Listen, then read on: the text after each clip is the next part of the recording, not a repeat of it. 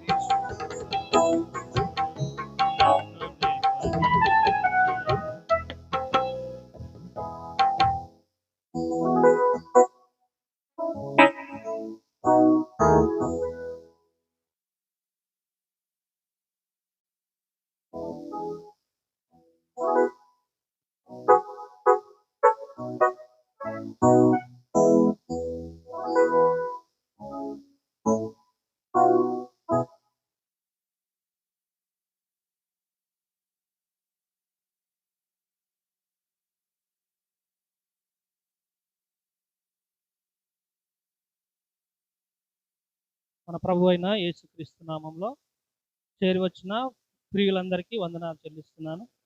అదేవిధంగా మన మధ్యలో ఉన్న విశ్వాస సంబంధమైన దేవుని ఏర్పాటు అవహాసం ప్రారంభికులు లోక్ బర్నంబాస్ పాస్టర్ గారికి ప్రత్యేకమైన వందనాలు చెల్లిస్తున్నాను.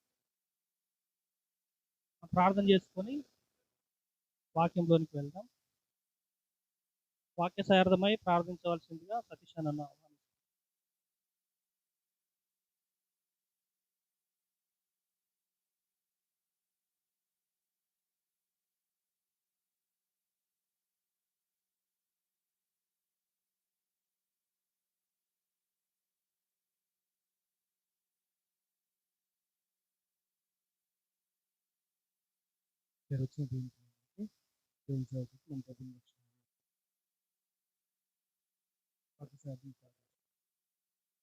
పరిశుద్ధులైన తండ్రి మీకు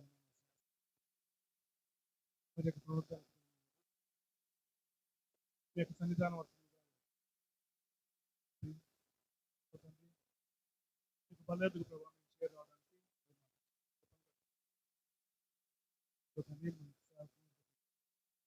ప్రభావం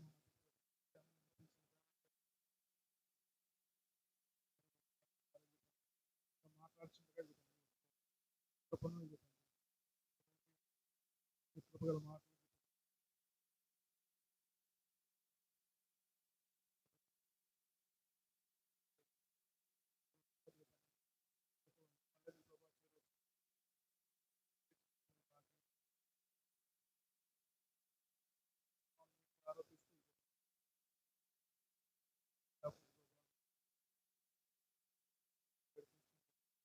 వచ్చిన మాకు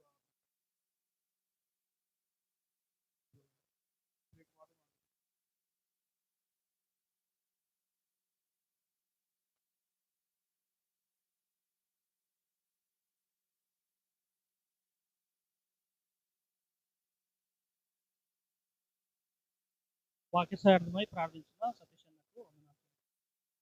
అదేవిధంగా వాక్యంలోకి వెళ్దాం. వాక్యం అందించవలసిందిగా సేవకుని ఆహ్వానిస్తున్నాను.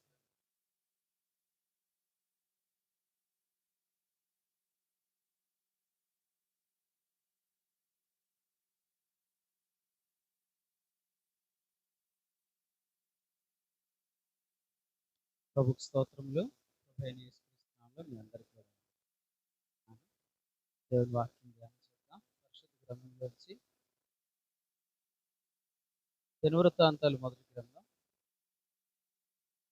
మొదటి అధ్యాయం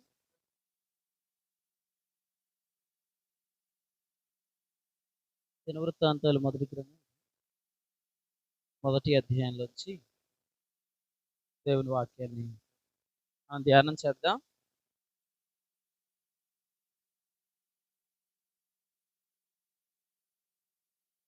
మొదటి వచనం చదువు. ఆదాము, షేతు, ఎనోషు, కేయినాను, మహలలేలు, ఎరేదు, హనోకు, మెతుషెల, లెమెకు, నోవహు, షేము, హాము, యాపెతు. అక్కడి నుంచి 5వ వచనం నుండి ఇక మిగిలిన వచనాలు ఇప్పుడు దాకా ఉన్న విషయాలన్నీ కూడా మరి 2వ వచనంలో ఉన్న 8 మంది నుంచి వచ్చినాయి అన్నమాట.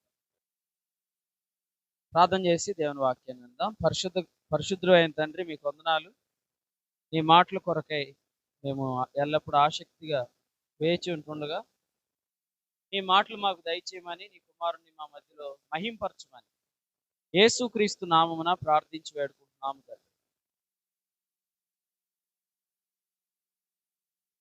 చూడండి, ఆదాము నుండి నోవహు వరకు, ఆదాము నుండి నోవహు వరకు ఉన్నవారందరూ జలప్రళయంలో నశించిపోయారు. అప్పుడున్న లోకము నీటి వరదలో మునిగి నశించాను అని వ్రాయబడింది. ఇప్పుడు ఇంకెంతమంది ఉన్నారు? 8 మంది కదా. 8 మీన్స్ న్యూ క్రియేషన్ కదా. 8 మంది ఎవరెవరు? నోవహు, అక్కడ లేరు కదా. నోవహు భార్య, నోవహు ముగ్గురు కొడుకులు, ముగ్గురు కోడళ్ళు. కాబట్టి మొత్తం ఎంతమంది?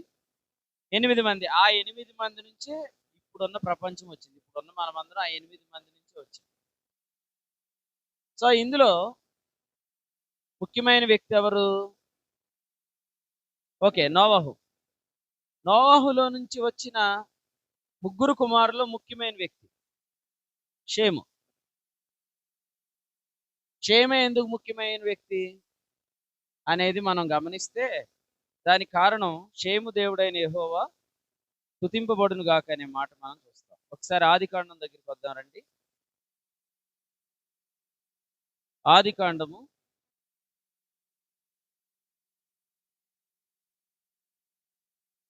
9వ అధ్యాయము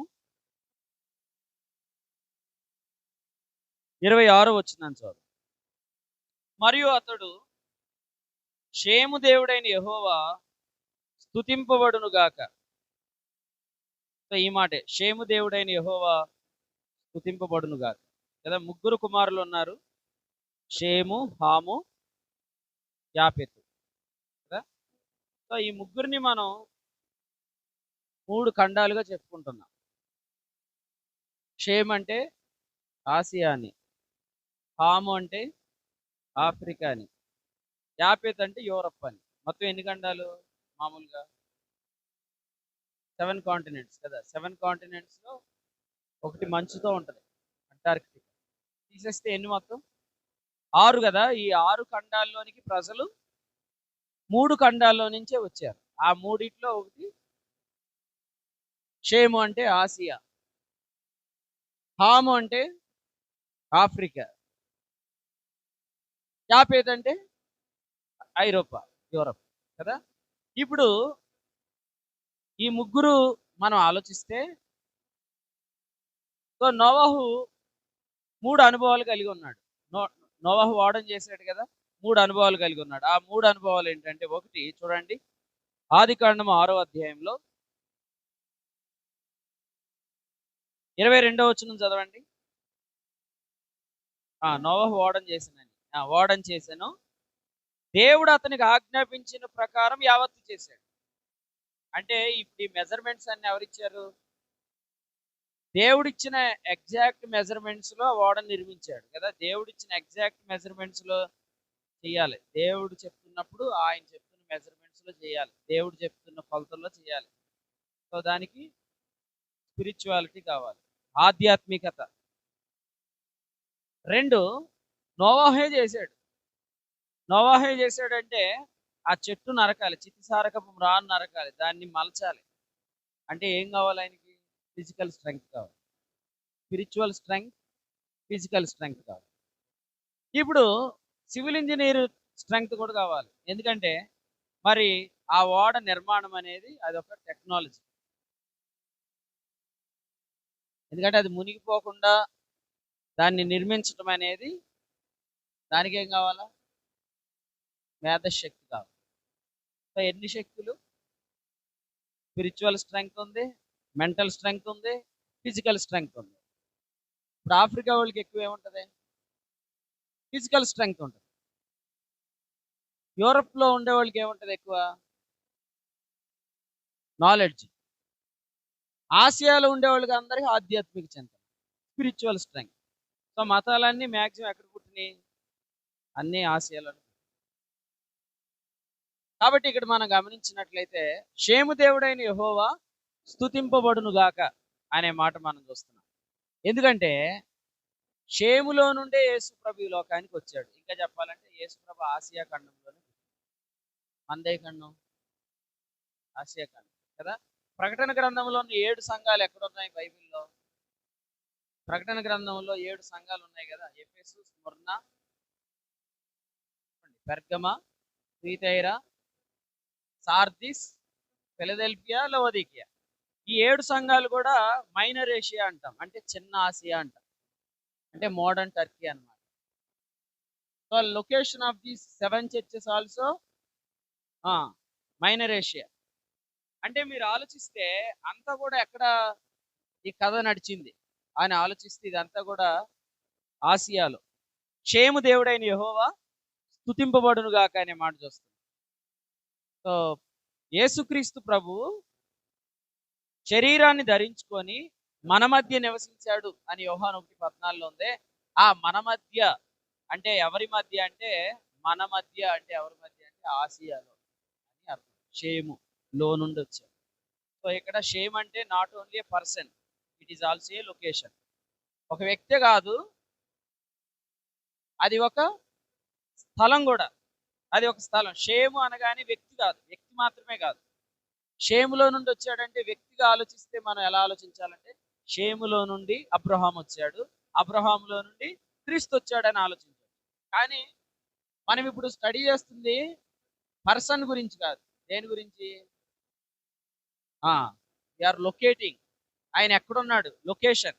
ఆ లొకేషన్ ఆలోచిస్తున్నప్పుడు ఆయన షేములో నుండి వచ్చాడు అంటే ఆయన ఆసియాలో పుట్టాడు అని అర్థం. ఓకేనా? రైట్. ఇప్పుడు లొకేషన్ ఎందుకు ఇంపార్టెంట్ చూద్దాం. నిన్న వర్తమానం విన్నారుగా మీరు. ప్రకటన ఒకసారి హెబ్రీ పత్రిక చూడండి. హెబ్రీలకు రాసిన పత్రిక 1వ అధ్యాయం. హెబ్రీలకు రాసిన పత్రిక 1వ అధ్యాయం 9వ వచనాన్ని చదువు. నీవు నీతిని ప్రేమించితివి, దుర్నీతిని ద్వేషించితివి, అందుచేత దేవుడు నీ తోడివారి కంటే నిన్ను హెచ్చించాడు అన్నాడు. తోడివారి కంటే నిన్ను హెచ్చించాడు అంటే హెచ్చించక ముందు ఆయన ఎక్కడున్నాడు? తోడివారిలో ఉన్నాడు. వినండి, ఎందుకంటే తోడివారిలో ఉన్నట్టుగా ఎవరు అనుకుంటున్నారు? తోడివారు ఎవరని చెప్పాను నిన్న? దేవుని దూతలు. యేసు ప్రభుని దేవుని దూతల్లో ఒకరిగా చూసేది ఎవరు? ఆ దుర్నీతి ఎవరికి ఉంది? మనుషులకు ఉంది కదండి. రోమా 1:18లో సమస్త మనుషుల యొక్క సమస్త దుర్నీతి అన్నాడు. అంటే మనుషులందరూ ఆయన ఎక్కడ చూస్తున్నారంటే దేవుని దూతల్లో ఒకటిగా చూస్తున్నారు. దేవుని దూతల్లో ఒకటిగా చూస్తున్నారు. ఆయన దూతల మధ్యలో లేడు, దూతల్లో ఒకటి కాదు. ఆయన దూతల్లో ఒకటి కాదు. మనం ఆయన దూతల్లో ఒకటిగా చూసినా అప్పుడు కూడా ఆయన ఎక్కడున్నాడు? అప్పుడు కూడా ఆయన తండ్రి మందిరంలోనే ఉన్నాడు. ఓకేనా? నేను చెప్పే కదా, తండ్రి మందిరంలో ఉన్నాడు ఆయన.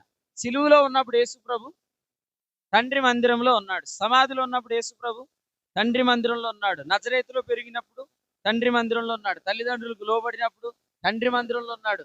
అంటే ఆయన తండ్రి మందిరంలో ఆయన లేకపోతే ఈ సమస్తాన్ని ఆయన నిర్వహించలేడు. అర్థమైంది? ఈ సమస్తాన్ని నిర్వహించాలంటే ఖచ్చితంగా ఆయన లొకేషన్ ఏది? తండ్రి మందిరం. ఇంకా చెప్పాలంటే ఇన్ ద మిడ్స్ట్ అనమాట, అంటే ఇన్ ద సెంటర్ అనమాట. ఆయన కేంద్రంలోనే ఉన్నాడు. కానీ మన దుర్నీతి ఆయన ఎక్కడ చూసింది? దూతల్లో చూసింది. ఓకేనా? దూతల్లో ఎంతకాలం ఆయన చూపెట్టబడ్డాడు లేదా అలా చూడబడ్డాడంటే యేసుక్రీస్తు శిలువ కార్యం ముగించబడిన తర్వాత ఆయన దూతల మధ్యలో ఒకడు కాదు, దూతల్లో ఒకడు కాదని తండ్రి అయిన దేవుడు ప్రూవ్ చేశాడు. ఎలా ప్రూవ్ చేశాడంటే, దూతలు ఎవ్వరికీ లేని కొన్ని మాటలు, కొన్ని ఆధిక్యతలు ఇక్కడ మొదటి అధ్యాయ హెబ్రీ పత్రికలో మనం చూస్తున్నాం. అవి ఆయనకు తెలియపరచుకుంది. ఒక మాట చెప్తాను. క్రొత్త నిబంధన రాకముందు పాత నిబంధనలో ఆయన దూతల్లో ఒకడుగా ఎంచబడ్డాడు. మనుషులు ఆయన అలా చూశారు. కానీ అప్పుడు కూడా ఆయన ఎక్కడున్నాడు లాజర్స్ అన్న?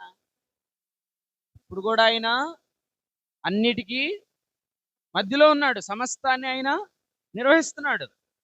కానీ మనుషుల దృష్టిలో ఆయన ఎక్కడున్నాడంటే, కానీ అది నిజం కాదు, అది అబద్ధం, అది సత్య సంబంధమైంది కాదు, అది సత్యం కాదు అనే విషయం రివీల్ చేయడానికి కొంత టైం పట్టింది. అయితే కాలం పరిపూర్ణమైంది. యేసుప్రభు ఈ లోకానికి వచ్చాడు.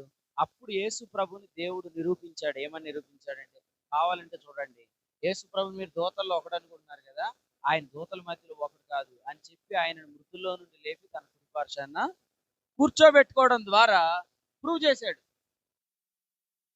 అందుకనే రోమపత్రిక 1:1 ఏముందో చదవండి. రోమీయులకు రాసిన పత్రిక.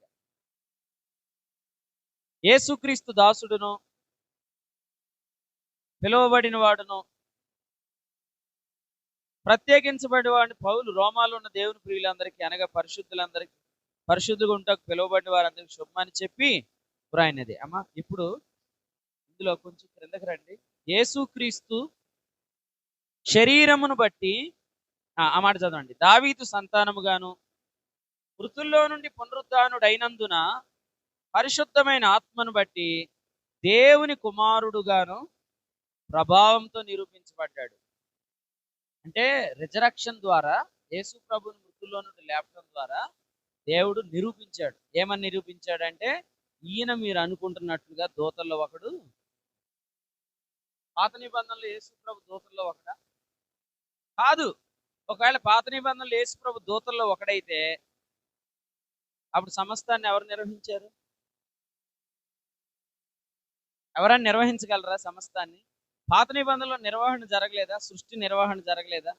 ఇప్పుడు మనము అబ్రహాం పిల్లలమయ్యాం. ఇప్పుడు దేవుని పిల్లలు, అబ్రహాం పిల్లలం అంటున్నాం. మరి అబ్రహామును మన దాకా కంటిన్యూ చేయటం అనే నిర్వహణ జరిగింది కదా. షేములోంచి అబ్రహాము, అబ్రహాములో నుండి ఇశ్రాయేలీలు, ఇశ్రాయేలీలోంచి క్రీస్తు. ఈ నిర్వహణ అంతా ఓల్డ్ టెస్టిమెంట్ లో జరిగించింది ఎవరు? ఈ నిర్వహణ అంతా చేసింది ఎవరు? ఆ మధ్యలో ఉన్నవాడే. కానీ పాత నిబంధనలో ఆయన సమస్తానికి మధ్యలో ఉన్నాడు అనే విషయం మరుగుగా ఉంది. ఆ మరుగుగా ఉండటం తండ్రికి నచ్చిద్దా? నచ్చదు.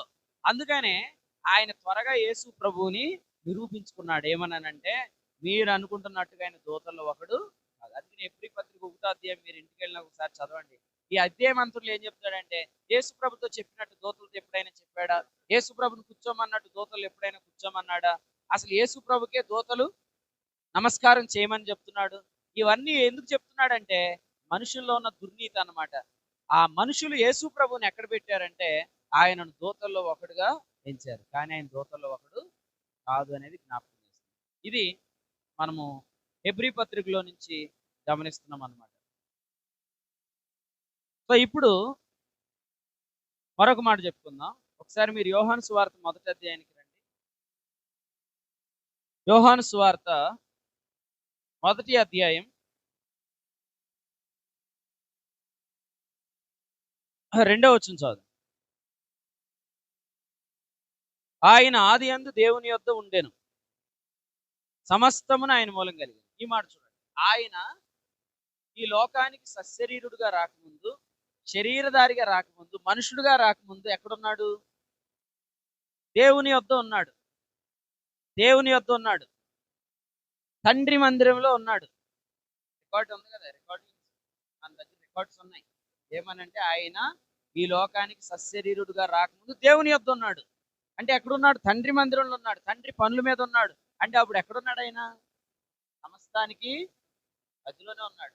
కానీ సమస్తానికి ఆయన మధ్యలో ఉన్నాడు. కానీ యేసుప్రభు ఈ లోకానికి వచ్చేంత వరకు నడిచిన నిబంధన ఏది? పాత నిబంధన. అప్పుడు ప్రజలందరూ ఆయన్ని ఎక్కడ చూశారు? కాబట్టి అది ఒరిజినల్ ఇన్కార్నేషన్ కాదు, అది యథార్థమైన నిజమైన అవతారం కాదు. అది మనుషుల యొక్క దుర్నీతిని బట్టి, ఇచ్చను బట్టి ఆయన దూతగా సేనాయి కొండ మీద కనబడుతున్నాడు తప్ప, మత్తయి సువార్త 19:8లో చెప్పినట్లుగా మన హృదయ కాఠిన్యతను బట్టి ఆయన అలా కనబడుతున్నాడు. కానీ ఆయన ఆది యందు దేవుని యొద్ద ఉన్నాడు, అంటే ఆయన తండ్రి మందిరంలో ఉన్నాడు, అంటే సమస్తానికైనా మధ్యలో ఉన్నాడు. తర్వాత ఏం చెప్పాడు? 3:3 కలిగి ఉన్నది ఏది ఆయన లేకుండా కలగలేదు.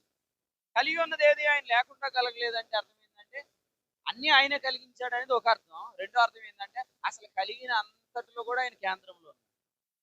కలిగి ఉన్నది ఏది ఆయన లేకుండా కలగలేదంటే మీరు ఏ పదార్థమైనా చూడండి, ఆయన మధ్యలో ఉన్నాడు. సమస్తానికి ఆయన మధ్యలో ఉన్నాడు. ఆయన సమస్తానికి మధ్యలో ఉన్నాడు అనే మాట చెప్పాడు.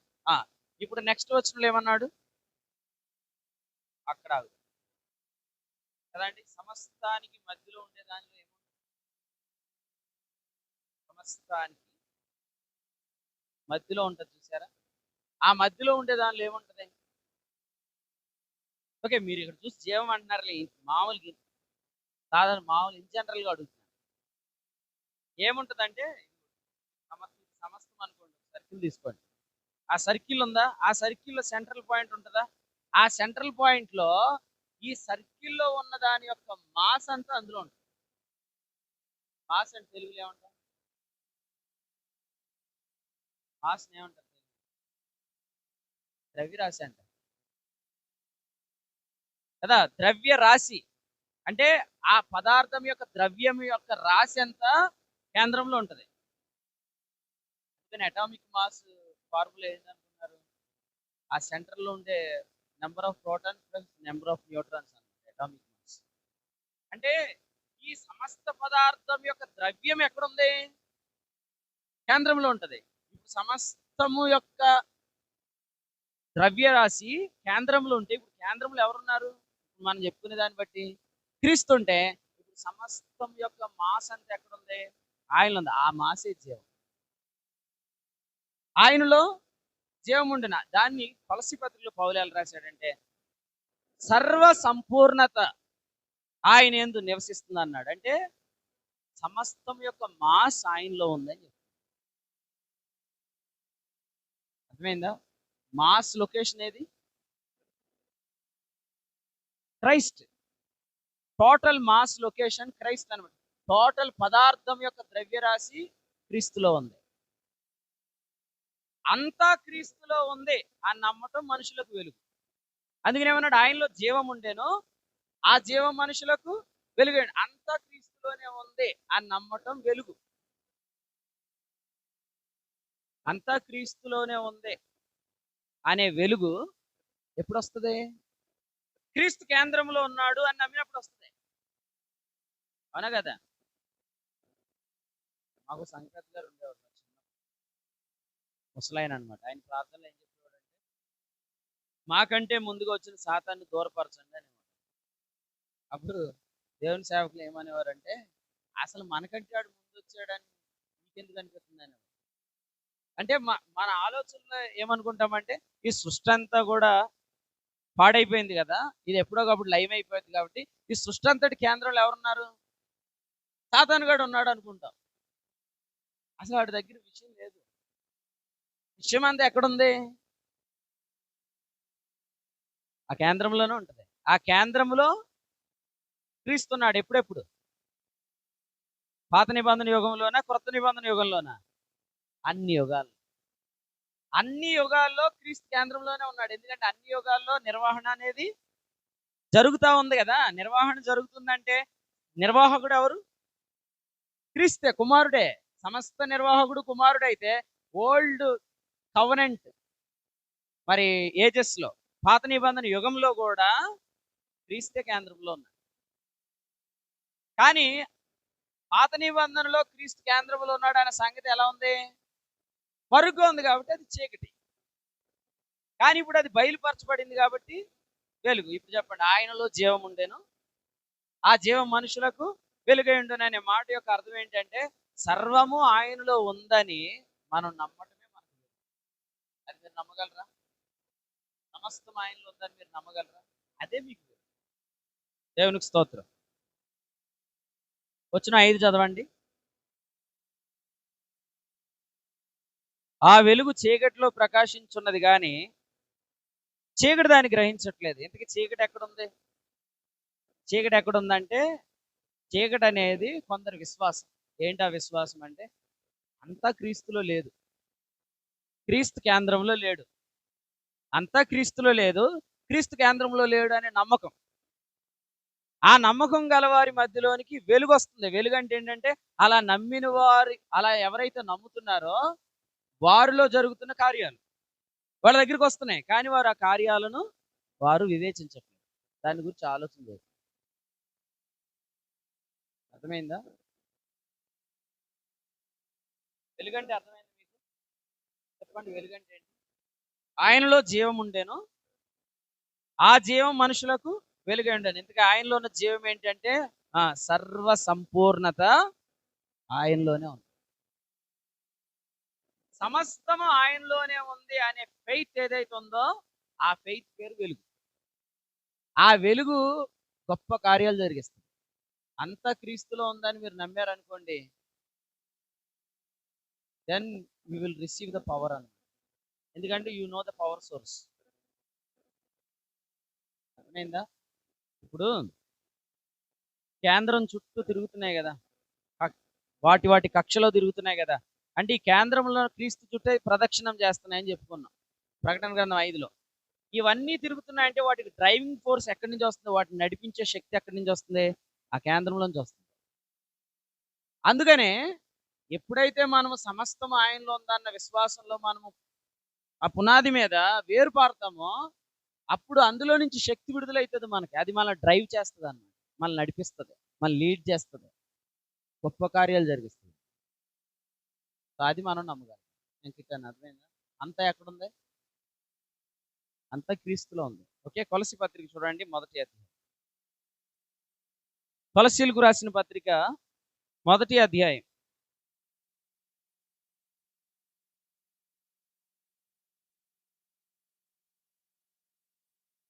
ఓకే, ఇక్కడ ఏం చదువుదాం? 19 చదవండి. ఆయన యందు సర్వ సంపూర్ణత నివసింపవలెనని, లాస్ట్ లైన్ చదవండి. తండ్రి అభిష్టం. ఆయన యందు సర్వ సంపూర్ణత నివసించాలని తండ్రి అభిష్టం. ఆయన యందు సర్వము నివసించాలని తండ్రి అభిష్టం. ఆయన యందు సర్వము నివసించాలని తండ్రి అభిష్టం. కాబట్టి తండ్రి ఎప్పుడు ఆయన ఎక్కడ పెట్టాడు? కేంద్రంలోనే పెట్టాడు. అందుకని అన్నాడు ఆయన ఆది యందు దేవుని యొద్ద ఉండేను. అంటే యేసు ప్రభువుని తండ్రి ఎప్పుడు కూడా తన మందిరంలో, తన పనుల్లో, కేంద్రంలో ఉంచి సమస్త నిర్వహణ బాధ్యత ఆయనకు అప్పగించాడు. కాబట్టి ఆయన యందు సర్వ సంపూర్ణత నివసించుట తండ్రి యొక్క అభిష్టం కదా. ఇప్పుడు ఇది నమ్మితే మనకేం కలిగిద్దని చెప్పాను? వెలుగు కదా. ఆ వెలుగు 23వ వచనం చదవండి. వెలుగు 23వ వచనం. ఏంటి పునాది? What is our foundation? What we are believing? మనం ఏం నమ్ముతున్నాం? సర్వము క్రీస్తులో ఉంది. Because he is in the centre. ఆయన మధ్యలో ఉన్నాడు, తండ్రి మందిరంలో ఉన్నాడు. ఓకే, నేను మొన్న కూడా చెప్పాను, యెరూషలేము దేవాలయం బయట ఆయన సిలువేశారు కదా. అప్పుడు కూడా ఆయన ఎక్కడున్నాడు? యెరూషలేము దేవాలయానికి బయట ఉన్నాడు కానీ తండ్రి మందిరంలోనే ఉన్నాడు. అందుకని యెరూషలేము దేవాలయము అంతకుముందు ఏమని పిలువబడింది? నా తండ్రి ఇల్లు అన్నాడు. కానీ ఆయన ఎప్పుడైతే దేవాలయం నుంచి బయటకు వచ్చాడో మీ ఇల్లు అన్నాడు. అంతకుముందు ఆ దేవాలయంలో ఉన్నాడు కాబట్టి ఆ ఇల్లు ఏమైంది? తండ్రి ఇల్లు అయింది. ఎప్పుడైతే ఆయన సిలువు దగ్గరికి వచ్చాడో అదేమైంది? మీ ఇల్లు అయింది. ఇప్పుడు సిలువు దగ్గర ఏముంది? తండ్రి ఇల్లు ఉంది. ఎందుకంటే సిలువు దగ్గర ఆయన తండ్రి పని మీద ఉన్నాడు. సమాధిలోకి వెళ్ళినప్పుడు సమాధి ఏమైంది? తండ్రి ఇల్లు అయింది. అర్థమైందా? అంటే ఎప్పుడు చూసినా తండ్రి ఆయన ఎక్కడ పెట్టాడు? ఎందుకు పెట్టాడు? ఆ తండ్రి అభిష్టం, సర్వ సంపూర్ణత ఆయనలోనే ఉండాలి. అభిష్టం. ఎందుకంటే ఒక్కగానొక్క కొడుకు, సమస్తానికి ఆయన వారు. ఒక్కగానొక్క కొడుకు అయితే సమస్తం ఎవరి అకౌంట్లో పడేస్తారు? మీ అకౌంట్లోనే వేస్తారు. మీరు ఒక్కగానొక్క కొడుకు అండి, మీ ఇంట్లో సమస్తం ఎవరి అకౌంట్లో ఉంటుంది? మీ అకౌంట్లోనే. యేసుక్రీస్తు దేవునికి ఎంతమంది కొడుకు? ఎంతమంది కొడుకు? ఒక్కడే అద్వితీయ కుమారుడు. ఇక్కడ చెప్పాడు కదా, ఏమని చెప్పాడు? 1:13లో ప్రేమ కుమారుడు అని ఉంది. పుట్టినోట్లో ప్రేమ కుమార్ అని ఉంది కదా. ప్రేమ కుమారుడు, ప్రేమ కుమారుడు, సొంత కుమారుడు, ప్రియ కుమారుడు, అద్వితీయ కుమారుడు, జనతయ్య కుమారుడు, ఏకైక కుమారుడు, ఒక్కడే కొడుకు. కాబట్టి ఈయన సమస్తానికి వారసుడు. సమస్తానికి వారసుడు అంటే ఆయనలో సమస్తం ఉందని. ఇప్పుడు ఆయనలో సమస్తం ఉంది కాబట్టి ఇక ఆయనే మధ్యలో ఉంటాడు ఎప్పుడైనా. ఆయనే మధ్యలో.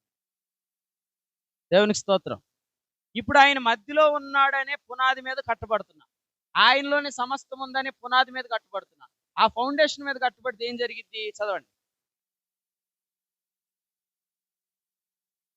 చదవండి. మీరు విన్నట్టు ఆకాశం క్రింద ఉన్న సమస్త సృష్టికి ప్రకటించబడినట్టు ఈ సువార్త వలన కలుగు. So what we are waiting from this foundation. అసలు ఈ పునాదిలోంచి మనం ఏం వెయిట్ చేస్తున్నామంటే ఆయనలో జీవం ఉండను, ఆ జీవం మనకు వెలుగై ఉండను. సో ఈ విశ్వాసం ద్వారా, ఈ నమ్మకం ద్వారా ఒక గొప్ప వెలుగు కలుగుతుంది, ఆ గొప్ప కార్యం కలుగుతుంది. మనకి ఇంతవరకు తెలియని, కనబడని ఏదో బయలుపరచబడుతుంది. So this is our hope. ఎందుకంటే because our foundation Christ is in the centre. క్రీస్తే మధ్యలో ఉన్నాడు, సమస్తం ఆయనలో ఉందని పునాది మీద కట్టబడుతున్నాం. కాబట్టి మన ఈ పునాది మీద నుంచి మనం చాలా ఒక గొప్ప నిరీక్షణ కలిగి ఉన్నాం. ఆ నిరీక్షణ చదవండి, చివరి మాట చదవండి. ఇది మీకు కలుగును. కలిగేదేంటి? వెలుగు. కలిగేదేంటి? వెలుగు. ఆ వెలుగు అంటే ఇంకా సంపద, ఆ వెలుగు అంటే ఇంకా నిధులు, ఆ వెలుగు అంటే ఇంకా శక్తి, ఆ వెలుగు అంటే ఇంకా ఏదైనా మేలులు, కార్యాలు. వెలుగు కలుగును. ఈ పునాది మీద ఉండి ఎదురు చూడాలి. అంటే మనం ప్రతిసారి నమ్మాల్సింది ఏంటంటే ఆయనలో జీవం ఉండేను. జీవము అంటే అర్థం ఏంటంటే సర్వ సంపూర్ణత ఆయనలో ఉంది, ఆయనలోనే అంతా ఉంది అని నమ్మినప్పుడు కలిగే వెలుగు ఏదైతే ఉందో ఆ వెలుగు మనము రిసీవ్ చేసుకోవాలి. దీన్ని సన్నిధి కాంతి అన్నారు. చదవండి సంఖ్యాకాండం. సంఖ్యాకాండం 6వ అధ్యాయం 25వ వచనం. యెహోవా నీకు తన సన్నిధిని ప్రకాశింపజేసి నిన్ను కరుణించునుగాక.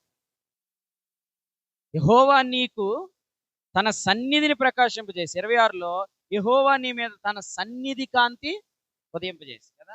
అసలు దీన్ని ఎలా అర్థం చేసుకోవాలి అని అర్థం అవటానికి ఇప్పుడు 8వ అధ్యాయం మొదటి 4 వచనాల్లో దీపవృక్షాన్ని గురించి చెప్పారు.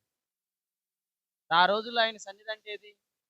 ప్రత్యక్ష గుడారం. ప్రత్యక్ష గుడారం టోటల్గా అది లోపలికి లైటింగ్ రాదు, కంప్లీట్గా క్లోజ్ చేయబడి ఉంటుంది. అంటే ఇప్పుడు ప్రత్యక్ష గుడారంలో లైటింగ్ అంతా దేంది?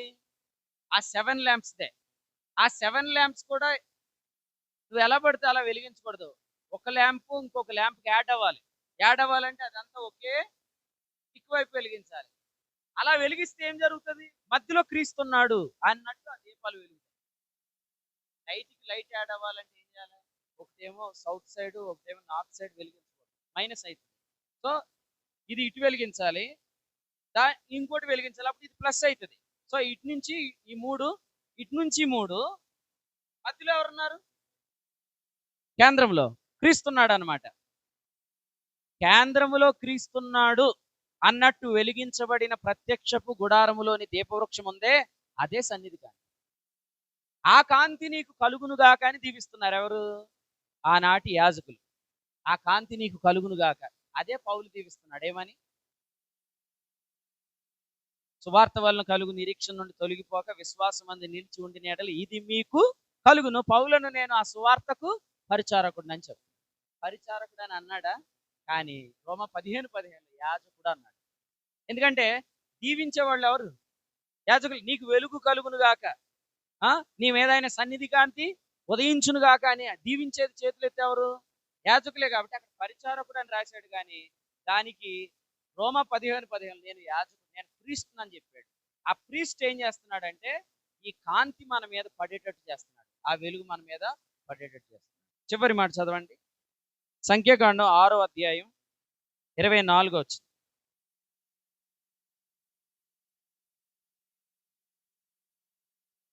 యెహోవా నిన్ను ఆశీర్వదించి నిన్ను కాపాడుగాక. అంటే ఈ కాంతి మనల్ని ఏం చేస్తుందంటే కాపాడుతుంది. ఈ వెలుగు ఏం చేస్తుంది? మనల్ని కాపాడుతుంది కదా. అన్నిటికంటే ప్రమాదం ఏంటంటే అసలు క్రీస్తు విషయంలో అభ్యంతరపడటం.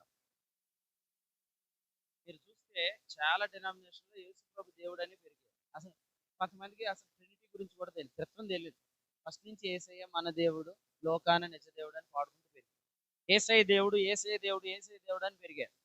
కానీ కొంతకాలం వచ్చాక త్రిత్వం గురించిన సబ్జెక్ట్ ఎప్పుడైతే వచ్చిందో తండ్రి దేవుడు, కుమారుడు దేవుడు, పరిశుద్ధాత్మ దేవుడు అని పెరిగారు. కొంతమంది ఆ తరువాత కుమారుడు దేవుడు కాదు అనే డాక్టర్లు. అందుకని ఏమంటున్నాడంటే ఈ ప్రమాదం ఎవరికైనా రావచ్చు, అది రాకుండా ప్రభు నిన్ను కాపాడునుగాక అంటున్నాడు. తండ్రి విరోధులు అనే మాట బైబిల్లో లేదు, క్రీస్తు విరోధులు అనే మాట బైబిల్లో. ఎందుకంటే అందరూ క్రీస్తుకి ఎందుకు విరోధులు అంటే క్రీస్తుకు విరోధే తండ్రికి విరోధి. ఎందుకంటే తండ్రి అభిష్టం ఏంటి? సర్వ సంపూర్ణత ఆయనలోనే ఉండాలి, ఆయన మధ్యలో ఉండాలి, సమస్తాన్ని మాట చేత నిర్వహించాలి, ఆయనలోనే సర్వం ఉందని నువ్వు నమ్మాలి. అదే నీకు వెలుగు అవుతుంది, అదే నీకు వెలుగుగా కలుగుతుంది. ఆ వెలుగు నిన్ను, ఈ విశ్వాసం నిన్ను కాపాడుతుంది. కాబట్టి దేవుడు మన విశ్వాసాన్ని కాపాడును గాక.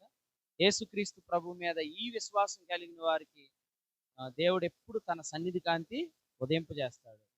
వారి మీద తన సన్నిధి కాంతి ఉదయింపజేసి, వెలుగును ఉదయింపజేసి ఆయన కరుణిస్తాడు, సమాధానాన్ని ఇస్తాడు, ఆశీర్వాదాన్ని ఇస్తాడు, కాపుదలని ఇస్తాడనే 4 మాటలు ఇక్కడ యాజకులు చేస్తారు. సో ఈ తలంపులు మరలా మనం ఆలోచించేద్దాం. ప్రభు ఈ తలంపు ప్రేమగల మా తండ్రి, మీకు వందనాలు. ఈ వాక్యం ద్వారా షేములో నుండి వచ్చిన క్రీస్తు అనగా, షేము అనగా అతడు ఒక వ్యక్తి కాదు, ఒక పర్సన్గా ధ్యానిస్తుంటుండగా ఆ లొకేషన్, ఆయన యొక్క స్థానం ఏంటో మేము ఆలోచిస్తూ ఉన్నాం. యేసు ప్రభు నామంలో ఏ ఆసియా ఖండంలో మీరు పుట్టారో అదే ఆసియా నీ 2వ రాకడను ప్రవచించు స్థలమగునుగాక అని ప్రార్థిస్తున్నాం. ఈ ఆసియా ప్రాంతంలో ఉన్న సంఘము, ఆసియా ప్రాంతంలో ఉన్న సంఘాలు నీ 2వ రాకడను ప్రవచించే సంఘాలుగా మార్చండి. దాని గురించిన వివరాలు మాతో మాట్లాడమని యేసు ప్రభు నామములో వేడుకుంటున్నాము.